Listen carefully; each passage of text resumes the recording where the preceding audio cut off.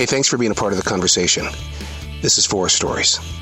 I am the Poet in the Forest, a children's series that I penned out in the 1990s. Now, none of it would be possible if it wasn't for this forest right here in South Charlotte, North Carolina. I talk about it so much that I thought maybe it's time that you get to know what has inspired me for 30 years. Thanks for being a part of the conversation. Welcome back to the forest. Out here on this path, and I've come across 3 doe who are feasting morning breakfast. Yeah. I remember when I first came to this forest in 1992, there were always road signs, warning people of the deer. And I remember my daughter looking at me while we were driving to school. Do you think there's deer in this forest? And I kind of laughed it off. I said, I think it's just a salesman's tool. I think those signs are to say, ooh, wow, all of these trees. We can sell some property if we make it look like the deer are here. And I got to be honest with you.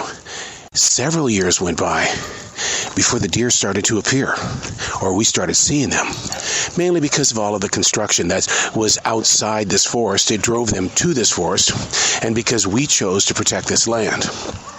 But to see these doe this morning, 3 of them, just very calmly enjoying breakfast. I'm probably maybe 7 feet from them. Their big, gigantic eyes, huge ears, a white tail, and nothing's bothering them. It's just the sound of spring and the deer eating their leaves, their grass. So many people, they didn't want them. And boy, did I ever get chastised a few years back. I gave them corn. I was feeding them during the winter months when there was cold snow on the ground. The winds were whipping.